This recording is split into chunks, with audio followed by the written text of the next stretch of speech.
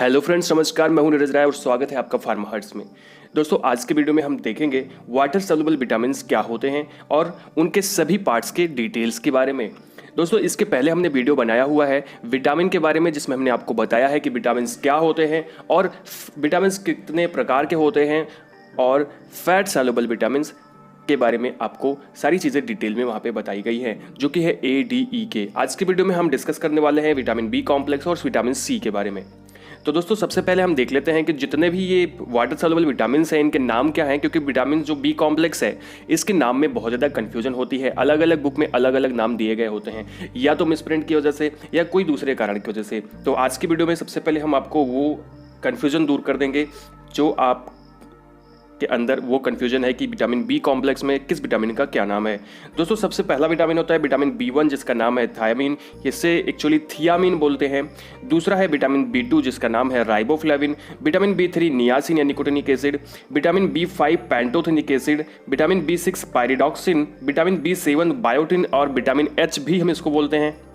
Vitamin B9, जिसको folate या folic acid बोला जाता है। विटामिन B12 कोबालामीन या फिर इसको साइनोकोबालामीन बोला जाता है। इसी तरह से विटामिन C को एस्कॉर्बिक एसिड बोलते हैं, जो इसका केमिकल नेम है। दोस्तों, ये नेम आपके लिए बहुत ज़्यादा इंपॉर्टेंट होते हैं, क्योंकि इन्हीं से आप अच्छे से किसी भी चीज़ के बारे में लिख पाते हो। दोस्तों, चलिए शुरू करते हैं विटामिन के बारे में। विटामिन B कॉम्प्लेक्स में सबसे पहला जो विटामिन है वो विटामिन B1 है, जिसको हम बोलते हैं थियामीन। दोस्तों, अगर थियामीन की बात करें तो थियामीन एक सल्फर कॉन्टेनिंग विटामिन होता है। एक सल्फर कॉन्टेनिंग विटामिन होता है जो कि एनर्जी मेटाबॉलिज्म में पार्टिसिपेट करता है। साथ ही साथ ये कार्बोहाइड्रेट, लिपिड और प्रोटीन को एनर्जी में कन्वर्ट करने का काम करता है। इसी तरह से थियामीन जो है वो एक बॉडी के अंदर हमारी नर्व्स को और हमारी मसल्स एक्टिविटी को मेंटेन करने का काम करता है थियामीन। ठीक है, विटामिन B1। दोस्तों, अगर हम बात करें विटामिन B1 के सोर्स के बारे में कि ये कहाँ पाया जाता है, तो विटामिन B1 का जो प्राइमरी सोर्स है वो है ऑफेल, जैसे liver, kidney, heart, fish, meat. इसी तरह से whole grain, cereals, leafy green vegetables, asparagus, eggplant में ये पाया जाता है। और ये फ्रूट में भी पाया जाता है, लेग्यूम्स जैसे कि दाल में भी पाया जाता है, जैसे कि बीन्स होती हैं। उसके बाद नट्स में भी ये होता है, सोया मिल्क में होता है, स्क्वैश में होता है और ईस्ट में भी विटामिन B1 पाया जाता है। दोस्तों, यहाँ पे कुछ आपको फिगर दिखाई पड़ेंगे, जिससे आपको आसानी से पता चल पाएगा कि कहाँ पे होता है। नट होता है, वेजिटेबल्स होती है, फ्रूट्स होते हैं, मशरूम में भी ये पाया जाता है। ठीक है, और जितने भी रेड कलर के फ्रूट्स होते हैं, मीट है, वहाँ पे विटामिन B1 पाया जाता है और फिशेज में भी पाया जाता है। तो ये फिगर आप देखेंगे तो आपको ये एनिमेशन समझ में आएगा कि हाँ, कहाँ कहाँ पे विटामिन B1 पाया जाता है। दोस्तों, अगर हम बात कर ले विटामिन B1 की कमी से होने वाले रोग के बारे में कि विटामिन B1 की कमी से कौन सा रोग होता है, तो विटामिन B की कमी से बेरी बेरी रोग होता है। ड्राई बेरी और वेट बेरी, दो प्रकार के बेरी होते हैं। ड्राई बेरी में जो बच्चा होता है या जो व्यक्ति होता है वो सूखा हो जाता है, मतलब एक तरह से उसकी हड्डियां दिखाई पड़ने लगती हैं, बिल्कुल दुबला पतला हो जाता है। जबकि वेट बेरी में ऐसा नहीं होता है, बच्चे क्या होते हैं, मोटे हो जाते हैं। अब यहाँ पे मैंने फिगर तो नहीं लगाया है, लेकिन अगर आप उनकी त्वचा को दबाओगे तो ऐसे दबे रह जाएंगे, मतलब वो मोटे हो जाते हैं, फूल जाते हैं एक तरह से। ठीक है, तो ये हो गया आपका विटामिन B1, जिसमें हमने आपको थोड़ी बहुत बातें बताई हैं। अब हम बात करते हैं विटामिन B2 के बारे में, जो कि है राइबोफ्लेविन। अब आपको बता दूं कि अगर आप कंपीटिटिव एग्जाम्स की तैयारी कर रहे हैं तो आपके लिए ये बहुत ही इंपॉर्टेंट है और बहुत ही अच्छा वीडियो है अगर आप कंपीटिटिव एग्जाम्स की तैयारी कर रहे हैं। बट अगर आप डिटेल में पढ़ना चाहते हैं तो उसके लिए हम अलग वीडियो बनाएंगे, बहुत ही डिटेल में हर विटामिन के बारे में अलग अलग सा वीडियो बनेगा, तो आपको उसमें सारी चीज़ें समझ में आएंगी। बात करें अगर विटामिन B2 जो कि राइबोफ्लेविन है सर, वो एक प्रकार का ऐसा विटामिन है जो कि ऑक्सीडेशन रिडक्शन रिएक्शन में पार्टिसिपेट करता है। ओके, उसके बाद ये एनर्जी भी रिलीज करता है, किसके द्वारा, कार्बोहाइड्रेट, फैट और प्रोटीन की सहायता से उनसे ये एनर्जी रिलीज करने का काम करता है।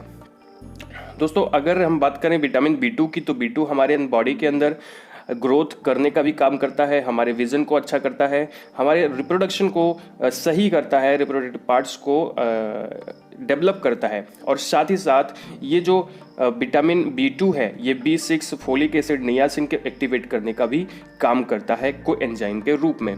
दोस्तों, अगर हम यहाँ पे B2 को देखें तो हमारी बॉडी के अंदर ऑक्सीडेशन होता है, जिसकी वजह से हमारी सेल्स नष्ट हो जाती हैं। तो ये हमारी सेल्स को भी सुरक्षा देने का काम करता है, प्रोटेक्ट करने का काम करता है। बात करें विटामिन B2 कहाँ कहाँ पाया जाता है, राइबोफ्लेविन कहाँ कहाँ पाया जाता है, इसका प्राइमरी सोर्स क्या है, तो इसका प्राइमरी सोर्स होता है ऑफेल, जैसे कि आपका लीवर है, किडनी, हार्ट, ये सभी एग्स, मीट, मिल्क, योगर्ट, चीज़, यहाँ सब जो है आपका विटामिन B2 होता है। ठीक है, अब बात करें अगर हम ग्रेन्स की, grains, serial, dark green leafy vegetables and beverage, beavers east जो होता है सर, वो एक प्रकार का ईस्ट होता है जहाँ पे ये राइबोफ्लेविन पाया जाता है। देखते हैं कुछ फिगर्स के बारे में कि वो फिगर्स कौन कौन से हैं, अभी आपको समझ में और अच्छे से आ जाएगा कि कहाँ पे विटामिन B2 पाया जाता है। जैसे नट्स हैं आपके, मीट है वहाँ पे पाया जाता है, एग्स में पाया जाता है, डेयरी प्रोडक्ट में पाया जाता है, वेजिटेबल्स खास करके कैबेज में पाया जाता है, और फ्रूट्स में भी ये विटामिन B2 पाया जाता है। दोस्तों बात कर लेते हैं विटामिन B2 की कमी से होने वाले डिजीज़ के बारे में। तो विटामिन B2 की कमी से कभी कभी कीलोसिस रोग होता है। कीलोसिस में क्या होता है आगे बताऊंगा अभी। दूसरा होता है आर्बोफ्लेविस या आर्बोफ्लेवोनोसिस। ठीक है, अगर हम बात करें कीलोसिस की, कीलोसिस आप यहाँ पे देख सकते हैं कि माउथ में जो आपके लिप्स है, लिप्स के कोने फट जाते हैं, दैट इज अ कीलोसिस। ओके, थोड़ा सा आगे बढ़ते हैं और विटामिन B3 के बारे में देखते हैं, जिसको हम निकोटिनिक एसिड या नियासिन बोलते हैं। वास्तव में जो विटामिन B3 है, नियासिन है, वो एक कोएंजाइम के रूप में एक्ट करता है और एनर्जी ट्रांसफर रिएक्शन में भी ये सहायता करता है। ये ग्लूकोज, फैट और एल्कोहल का मेटाबॉलिज्म हमारी बॉडी के अंदर करता है। नियासिन जो होता है वो राइबोफ्लेविन कोएंजाइम की तरीके से होता है और ये भी ऑक्सीडेशन रिडक्शन रिएक्शन में पार्टिसिपेट करता है। दोस्तों ये जो विटामिन B3 है वो हमें प्रोटेक्ट करता है, हमारे नर्व्स को प्रोटेक्ट करता है, हमारे न्यूरोलॉजिकल डिसऑर्डर को होने से रोकता है, मतलब न्यूरोलॉजिकल डिजेनरेशन को भी ये रोकने का काम करता है। उसी तरह से niacin is a unique in that it can be also be synthesize from the amino acid tryptophan. इसको हम अपने बॉडी के अंदर ट्रिप्टोफान अमीनो एसिड से सिंथेसाइज भी कर सकते हैं। दोस्तों ये जो विटामिन B3 होता है इसके दो फॉर्म होते हैं, एक है नियासिनामाइड और निकोटिनिक एसिड, जैसा कि मैंने आपको पहले भी बताया था। ओके, अगर हम बात कर ले विटामिन B3 कहाँ पाया जाता है, कहाँ प्रेजेंट होता है, इसका सोर्स क्या है, तो विटामिन B3 का जो प्राइमरी सोर्स होता है वो है आपका ऑफेल, जैसे liver, fish, meat, milk, eggs, whole grain, cereal, legume का मतलब होता है दाल। फ्रूट में होता है avocados and figs, date, prunes and nuts. कुछ ये हमारे बॉडी के अंदर ट्रिप्टोफान से भी सिंथेसाइज हो जाता है, तो ट्रिप्टोफान एक तरह से कह सकते हैं ये सोर्स है हमारी बॉडी का प्रोटीन। ठीक है दोस्तों, कुछ फिगर्स देख लेते हैं विटामिन B3 के बारे में जो कि जहाँ पे पाया जाता है। ये तो आप ऐसे देख सकते हैं। ओके, तो ये सब चीज़ें हैं जहाँ पे आपका विटामिन B3 या नियासिन या निकोटिनिक एसिड पाया जाता है। बात करते हैं विटामिन B3 से होने वाले डिजीज़ के बारे में। तो दोस्तों विटामिन B3 से देखिएगा कौन से डिजीज़ होते हैं। ये होता है पिलाग्रा डिजीज। पिलाग्रा में क्या होता है कि आपकी जो स्किन होती है खास करके हाथ की बिल्कुल रेडिश हो जाती है और उसमें डर्मेटाइटिस की जैसी स्थिति आ जाती है। ठीक है, कहने का मतलब पपड़ियाँ जम जाती हैं, शल्क जम जाती है, स्कल्प बोलते हैं। ओके, अब बात करते हैं विटामिन B5 जो कि है pantothenic acid. Pantothenic acid vitamin B5 को बोलते हैं, याद रखिएगा। बात करें अगर पैंटोथेनिक एसिड की, तो विटामिन B5 जो है वो एक प्रकार कोएंजाइम A का एक पार्ट है।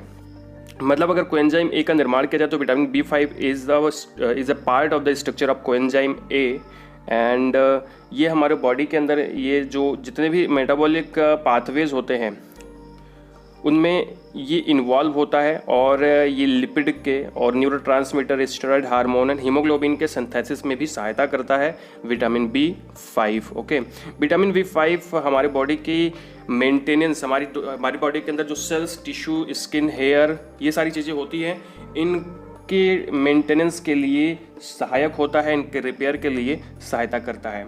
ये वुंड हीलिंग लेजन को सुधारने में सहायता करता है। ओके, और इसी तरह से जो विटामिन B5 है वो हमारे ब्लड लिपिड प्रोफाइल को मेंटेन करने का भी काम करता है।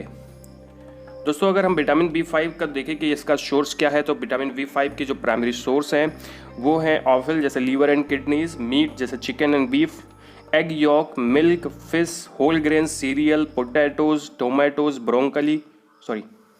Broccoli and mushrooms. ओके, और कुछ ये हमारे बॉडी के अंदर इंटेस्टाइनल माइक्रो ऑर्गेनिज्म के द्वारा भी बन जाता है, बस इसमें हम सही मात्रा में न्यूट्रिएंट लेते रहें तो। दोस्तों अगर हम देखें यहाँ पे कुछ फिगर्स, जैसे टमाटर में होता है, टोमेटो में, फिशेस में, मीट में, एग में, मशरूम में एंड कैबेज या फिर वेजिटेबल्स आप बोल सकते हो, वेजिटेबल्स में विटामिन B5 प्रेजेंट होता है प्रचुर मात्रा में। दोस्तों बात कर लेते हैं विटामिन B5 की कमी से होने वाले डिजीज़ के बारे में। विटामिन B5 पेंटोथेनिक एसिड की कमी से जो डिजीज़ होता है वो है dermatitis, retard growth and white hair and sterility. मतलब इतनी चीज़ें हो सकती है। आपको डर्मेटाइटिस हो सकता है, मतलब आपकी त्वचा पे आपकी त्वचा खराब हो सकती है, उस पर स्कल्प जम सकता है। इसी तरह से आपकी ग्रोथ रुक सकती है, आपके हेयर वाइट हो सकते हैं, विटामिन B5 की कमी से हो सकता है आपके वाइट हो रहे हो हेयर, और साथ में स्टेरिलिटी भी उत्पन्न होती है, नपुंसकता भी आती है। ओके, अब हम बात कर लेते हैं विटामिन B6 के बारे में, जिसको हम बोलते हैं पायरिडॉक्सिन। दोस्तों अगर विटामिन B6 की बात करें तो vitamin B6 is required for the majority of biological reaction. जितनी भी हमारे बॉडी के अंदर बायोलॉजिकल रिएक्शंस होती हैं उसमें विटामिन B6 की बहुत ही ज़्यादा आवश्यकता होती है। जैसे अमीनो एसिड मेटाबॉलिज्म है, न्यूरोट्रांसमीटर सिंथेसिस है और रेड ब्लड सेल फॉर्मेशन है, तो हर जगह पे विटामिन B6 की जरूरत होती है। अब क्योंकि vitamin B6 red blood cells के फॉर्मेशन को कर रहा है, तो यहाँ पे एक बात आपको ध्यान देनी होगी कि इसकी कमी से एनीमिया हो सकता है। उसी तरह से अगर बात करें तो ये पार्टिसिपेट करता है हमारे बॉडी के अंदर हीमोग्लोबिन के कंपाउंड को बनाने के लिए, साथ ही साथ न्यूक्लिक एसिड और जैसे DNA के निर्माण के लिए भी यह सहायता करता है, और हमारे बॉडी के अंदर फास्फोलिपिड को भी निर्मित करता है। इसकी वजह से ये हमारे बॉडी के अंदर हमारी सेल्स के जो सेल वाल हैं या सेल मेम्ब्रेन हैं उनके सिंथेसिस में भी सहायता करता है। मतलब सेल के स्ट्रक्चर को मेंटेन करने का भी काम पायरिडॉक्सिन करता है। विटामिन B6 जो है वो हमारे बॉडी के अंदर, हमारी मसल्स टिश्यू के अंदर स्टोर की जाती हैं। ओके, विटामिन B6 कहाँ कहाँ पाया जाता है, कहाँ इसका सोर्स होता है, तो इसका प्राइमरी सोर्स विटामिन B6 का है, ये पाया जाता है आपके chicken, liver, cattle pig and fish. जैसे फिश में जैसे सालमन या ट्यूना फिश में ये पाया जाता है, सबसे अधिक मात्रा में विटामिन B6 पाया जाता है। नट्स में जैसे वालनट, पीनट में पाया जाता है, चिकपीस में पाया जाता है, मेज़ में होता है एंड होल ग्रेन सीरियल्स में भी प्रेजेंट होता है। वेजिटेबल्स की बात करें तो वेजिटेबल्स स्पेशली जितनी भी ग्रीन लीफी वेजिटेबल्स होती हैं, बनानाज हैं, पोटैटोज़ हैं और स्टार्ची वेजिटेबल्स जो होती है वहाँ पे ये अच्छी मात्रा में प्रेजेंट होता है आपका विटामिन B6। इसीलिए कहते हैं कि सब्जियाँ खानी चाहिए। दोस्तों यहाँ पे कुछ फिगर्स आप देखिएगा फिर से, नट्स है, मीट है, मेज़ है एंड कुछ आपके फ्रूट्स हैं, कुछ हरी पत्तेदार सब्जियां हैं, ग्रीन वेजिटेबल्स, ठीक है, और मीट में भी ये पाया जाता है। ओके, तो ये सारी चीज़ें थी जहाँ पे ये प्रेजेंट होता है। बात करें B6 के पायरिडॉक्सिन से होने वाले डिजीज़ के बारे में, तो इससे कौन सा डिजीज़ होता है सर? मैंने जैसा कि आपको पहले बताया था, ये रेड ब्लड सेल्स को बना रहा है, तो एनीमिया हो सकता है, डर्मेटाइटिस हो सकता है, 2 प्रकार के डिजीज़। और तीसरा जो इसका डिजीज़ है वो है मस्कुलर डिस्ट्रॉफी हो सकता है। यहाँ पे फिगर आप देख सकते हैं डर्मेटाइटिस का, इस तरह से कुछ फिगर होता है डर्मेटाइटिस का, ठीक है। और एनीमिया हो गया, डर्मेटाइटिस, मस्कुलर डिस्ट्रॉफी इसलिए होती है क्योंकि ये मसल्स के ग्रोथ में सहायता करता है, बट अगर इसकी कमी होगी तो मसल्स ग्रोथ नहीं कर पाएंगी, तो आपकी पेशियाँ क्षीणता आ जाएगी, ठीक है।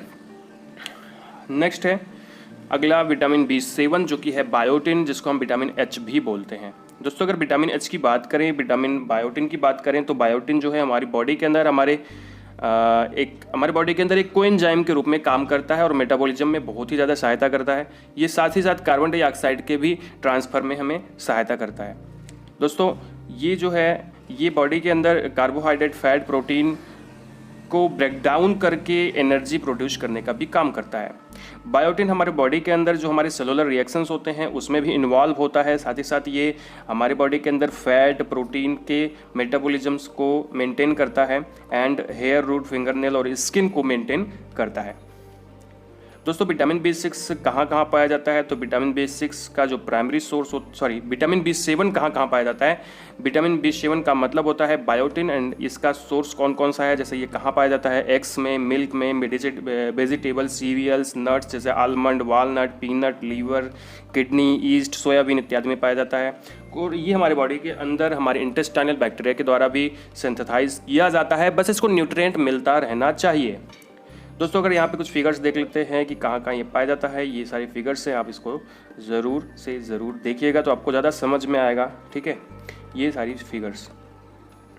आगे देखते हैं कि विटामिन B7 की कमी से कौन कौन से डिजीज़ हो सकते हैं, कौन सा रोग हो सकता है। तो सबसे पहले तो डर्मेटाइटिस हो सकती है, हेयर फॉलिंग हो सकती है, मतलब आपके बाल झड़ सकते हैं, बाल गिर सकते हैं, क्योंकि ये बाल को बहुत अधिक न्यूट्रिशन देता है। तो विटामिन B7 की अगर आपकी कमी होती है तब भी आपके बाल गिर सकते हैं, हेयर फॉल हो सकता है।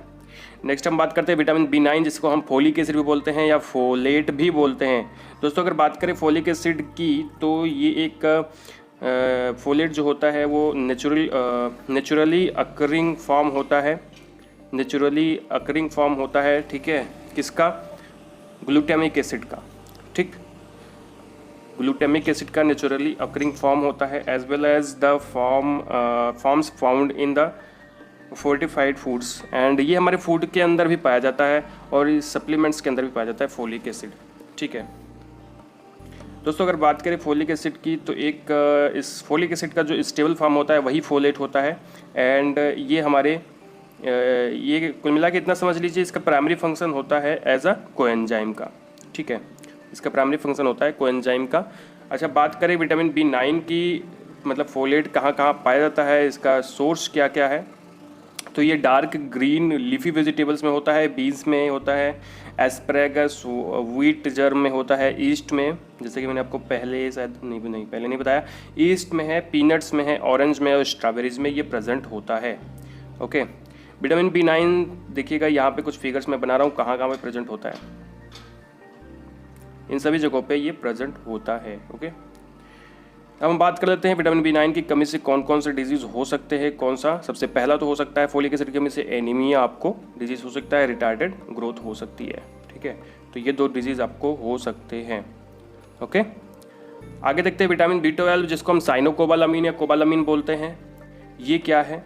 विटामिन B12 की बात करें तो विटामिन B12 भी एक कोएंजाइम की तरह फंक्शन करता है, और ये मेथियोनिन मतलब होमोसिस्टीन जो एक प्रकार का एमिनो एसिड, उसको मेथियोनिन एमिनो एसिड में चेंज करने का काम करता है, कन्वर्ट करने का काम करता है। दोस्तों ये फैटी एसिड अमीनो एसिड को का भी मेटाबॉलिज्म करने में सहायता करता है, और ये न्यूरोट्रांसमीटर का भी प्रोडक्शन करता है। विटामिन B12 जो है वो आपके नर्व फाइबर्स को प्रोटेक्ट करता है, आपके और आपके बॉडी के अंदर जो बोन सेल्स होती हैं उनकी एक्टिविटी को मेंटेन करने का काम करता है। ओके, जो फोलेट मतलब विटामिन B9 और विटामिन B12 है, ये आपस में एक जैसे हैं, एक दूसरे से रिलेटेड हैं। ओके, बस थोड़ा सा डिफरेंट होते हैं, बहुत ज़्यादा डिफरेंट नहीं होते हैं, और दोनों का काम लगभग सेम होता है। कहाँ कहाँ प्रेजेंट होता है विटामिन B12, तो ये देख लेते हैं कि इसका प्राइमरी सोर्स क्या है। तो दोस्तों इसका प्राइमरी सोर्स विटामिन B12 का है कि ये पाया जाता है फूड्स, मतलब जो कि एनिमल ओरिजिन की फूड होती है वहीं पे पाया जाता है, ये शाकाहारी भोजन में नहीं पाया जाता है। कुछ प्लांट बेस्ड फूड होते हैं, एक आध 2 जगह जहाँ पे ये प्रेजेंट होता है। इसका रिच सोर्स जो है वो है सेलफिश, लीवर, मीट, जैसे रैबिट का मीट होता है या वेनिसन मीट होता है, तो वहाँ पे प्रेजेंट ज़्यादा होता है। और कुछ फिश जैसे हेरिंग, सार्डाइंस, सालमॉन, ट्रॉट, मिल्क में भी प्रेजेंट होता है, और मिल्क प्रोडक्ट में भी प्रेजेंट होता है आपका विटामिन B12। तो यहाँ पे कुछ फिगर्स देख लीजिएगा, यहाँ पे ये प्रेजेंट होता है। ओके, यहाँ पे मैंने कोई भी शाकाहारी नहीं बनाया, मतलब कोई आपको प्लांट बेस्ड कोई भी फूड नहीं है जहाँ पे विटामिन B12 पाया जाता है। तो ऐसे लोग जो कि पूर्ण शाकाहारी है उनके अंदर इसकी कमी हो सकती है। विटामिन B12 साइनोकोबालामीन से होने वाले डिजीज़ के बारे में बात करें तो इससे एनीमिया हो सकता है, और न्यूरोपैथोलॉजिकल डिसऑर्डर्स भी हो सकते हैं। ओके, नेक्स्ट और आखिरी हम बात करते हैं विटामिन C की, जो कि है एस्कॉर्बिक एसिड। दोस्तों एस्कॉर्बिक एसिड की बात करें तो एस्कॉर्बिक एसिड एक कंपनी देता है विटामिन B के साथ में, मतलब ये क्योंकि एक ही जैसा है और एक ही जैसा इनका एक्शन होता है, तो ये विटामिन C के साथ, क्योंकि ये जल में घुलनशील विटामिन होता है। दोस्तों it acts as an antioxidant, ये एक एंटीऑक्सीडेंट की तरह काम करता है और एक को फैक्टर की तरह काम करता है, और कुछ एंजाइम्स को उनके काम करने में सहायता करता है। जो हाई लेवल होता है विटामिन C का वो पिट्यूटरी में पाया जाता है, पिट्यूटरी ग्लैंड में पाया जाता है, एड्रेनल ग्लैंड में पाया जाता है, आईज में होता है, वाइट ब्लड सेल्स में होता है, और ब्रेन के अंदर में होता है। विटामिन C का बहुत सारे काम होते हैं, जैसे कोलेजन का निर्माण करना, आयरन के एब्जॉर्प्शन में सहायता करता है, और बहुत सारे कामों में भी सहायता करता है। इन्फ्लेमेशन, इन्फेक्शन में ये हमारे बॉडी को डिफेंस करता है। अगर हम विटामिन C देखें कहाँ पर प्रेजेंट होता है, तो दोस्तों विटामिन C सिट्रस फूड में प्रेजेंट होता है। खास करके फ्रूट्स में और जैसे सिट्रस फ्रूट जितने भी होते हैं वहाँ पे प्रेजेंट होता है, कैबेज में होता है, और कुछ कैबेज टाइप्स की जो वेजिटेबल्स होती है, जो ग्रीन लिफी वेजिटेबल्स होती हैं, जैसे और टोमेटोज़ में, पोटैटोज़ में भी ये प्रेजेंट होता है। लीवर, अब वो लीवर हो सकता है आपका ऑक्स का या काफ का, वहाँ पे भी ये विटामिन सी अधिक मात्रा में प्रेजेंट होता है। दोस्तों अगर हम यहाँ पे कुछ फिगर्स देखें तो यहाँ पे ये सारी चीज़ें जो हैं वो आपकी विटामिन सी के लिए है। आप समझ लीजिए जितनी भी चीज़ें खट्टी होती है वहाँ पे विटामिन सी प्रेजेंट होता है। अगर हम बात करें लास्ट में विटामिन सी से होने वाले डिजीज़ के बारे में, तो आपको पता है अच्छे से। एक्चुअली यहाँ पे मैंने थोड़ी सी गलती कर दी है, इसको बना देंगे, यहाँ पे विटामिन सी होगा, एक्चुअली विटामिन B9 लिखा हुआ है, ये आप ध्यान दीजिएगा। विटामिन सी से होने वाले डिजीज़ वो कौन सा डिजीज़ है सर? स्कर्वी रोग है। स्कर्वी डिजीज़ में क्या होता है, आपकी जो गम्स हैं वो गलने लगती हैं, ठीक है। गम का मतलब मसूड़े आपके खराब होने लगते हैं। That is the symptom of the scurvy disease. तो आप समझ लिया आपने कि जो विटामिन सी होता है सर वो आपका एक प्रकार का वाटर सॉल्युबल विटामिन होता है, और जिसमें विटामिन बी के बारे में मैंने आपको बताया वाटर सॉल्युबल विटामिन होता है। इसके पहले की वीडियो को आप जरूर देखिएगा, तो आपको बहुत सारी जानकारियां और भी मिल जाएंगी। दोस्तों अगर आपको ये वीडियो अच्छा लगा हो, चैनल को सब्सक्राइब करिएगा, वीडियो को लाइक कीजिएगा और शेयर कीजिएगा अपने फ्रेंड्स के साथ। हमें इंस्टाग्राम पे फॉलो कीजिएगा। Thank you.